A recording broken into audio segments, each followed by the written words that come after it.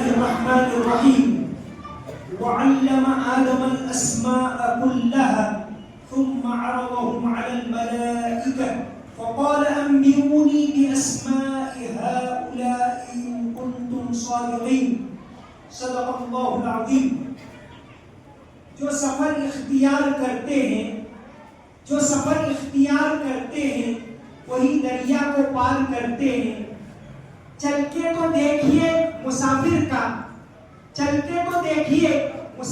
کا راستے انتظار کرتے ہیں. آج جن کی شاعری آج بھی پڑھائی جاتی ہے السبعۃ المعلقہ کے اندر. کعب بن زہیر ابتدا میں آپ صلی اللہ علیہ وسلم کی مخالفت کیا کرتے. بعد میں ان کے بھائی بجیر نے ان کو سمجھائے اور وہ اللہ کے نبی صلی اللہ علیہ وسلم کے پاس تشریف لے گئے اور اسلام قبول کیا. آپ صلی اللہ علیہ وسلم نے ان کی لغزشوں کو معاف کر دیا. اس وقت انہوں نے آپ صلی اللہ علیہ وسلم کی شان میں ایک قصیدہ کہا. وہ قصیدہ ہے بانت سعاد فقلب اليوم مدبول متیم اذ رہا لم یفت مقبول. یہ قصیدہ کہا تو اللہ کے نبی صلی اللہ علیہ وسلم بہت خوش ہوئے اور آپ نے اپنی چادر ان کو اڑائی. کعب بن زہیر کو چادر اڑائی. اس سے یہ بات سمجھ میں آئی کہ معاشرے کے اندر کوئی اچھا کام کرے, اچھا کارنامہ انجام دے تو اس کی حوصلہ افزائی کرنا, اس کو اور زیادہ آگے بڑھانا یہ سماج کی ذمہ داری. یہ چادر جو آپ صلی اللہ علیہ وسلم کو اڑائی وہ آج تک ترکی کے اندر ٹاپ کاپی میوزیم کے اندر موجود. بعد میں حضرت معاویہ رضی اللہ عنہ نے وہ چادر ان کی وفات کے بعد 40,000 درہم میں خریدی. اور جیسا کہ سیرت ابن ہشام کے اندر لکھا گیا ہے کہ خلفاء اس کو عید کے دن پہنتے تھے اور ترکی کے اندر بھی جب کوئی حالات پیش آتے تھے تو اس چادر کو نکالا جاتا تھا. آج بھی یہ شال, یہ چادر موجود ہے. تو کوئی اچھا کام کرے, ان کی حوصلہ افزائی کرنا یہ ایک دینی کام ہے اور یہ دینی کام یہ علماء کرام انجام دے رہے ہیں. اللہ تبارک و تعالی ان کو بہترین بدلہ عطا فرمائے. حفاظ کی قدر کرنا. یہاں جو حفاظ موجود ہیں آپ کے بالکل قریب میں چاپانیر کے اندر محمود بیگڑا, سلطان محمود بیگڑا تقریباً 53 سال تک انہوں نے حکومت کی گجرات میں بہت عرصے تک. محمود بیگڑا ایک مرتبہ 27 رمضان کو مجلس میں بیٹھے ہوئے, جیسا کہ کتاب کے اندر آتا ہے میراث سکندری کے اندر, اور قرآن کے فضائل بیان ہوئے. قرآن کے فضائل جب بیان ہوئے محمود بیگڑا نے سنے تو محمود بیگڑا نے کہا کاش میرا کوئی بیٹا حافظ ہوتا تو مجھے بھی یہ فضیلت حاصل ہوتی. مورخ لکھتے ہیں کہ وہاں ان کا بیٹا موجود تھا خلیل خان, جو بعد میں مظفر علیم کے نام سے مشہور.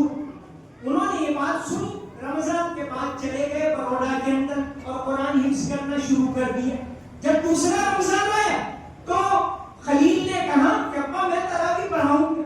محمود بیگڑا کو تعجب ہوا کہ تم کیسے حافظ. تو یہ ایک بات اثر کر گئی. باپ نے یہ الفاظ کہے کہ کاش میرا بیٹا حافظ ہوتا. بعض مرتبہ ایک لفظ اثر کر جاتا ہے.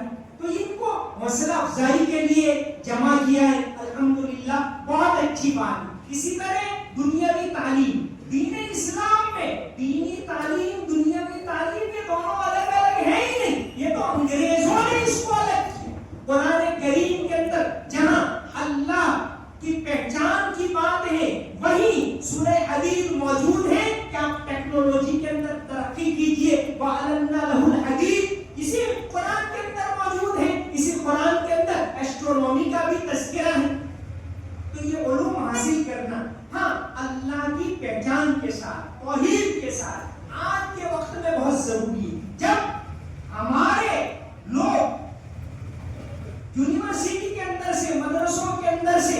حافظ بنتے تھے، عالم بنتے تھے. اسی مدرسے کے اندر سے سائنٹسٹ بھی نکل کے ایک کتاب نیپولین ہل، امریکہ کے ایک بہت جانے مانے مصنف ہے نیپولین ہل، انہوں نے آج سے تقریباً 90 سال پہلے ایک کتاب لکھی اور کتاب تھنک اینڈ گرو ریچ، بہت مشہور کتاب ہے پرسنالٹی ڈیولپمنٹ کے اندر. اس کتاب کے اندر انہوں نے مثال کس کی تھی؟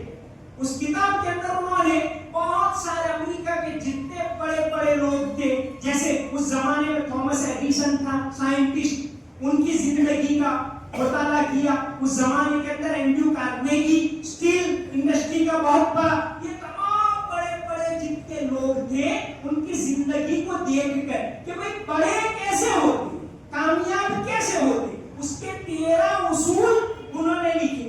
اس میں دوسرا چیپٹر ہے، اس کا نام ہے برننگ ڈیزائر، یعنی آدمی کو اگر بڑا بننا ہے تو اس کے اندر ایک بلبلہ ہونا چاہیے، ایک امنگ ہونی چاہیے، ایک جوش ہونا چاہیے، ایک دھن ہونی چاہیے کہ مجھے یہ کام کرنا ہے. تو انہوں نے یہ چیپٹر لکھا ہے برننگ ڈیزائر.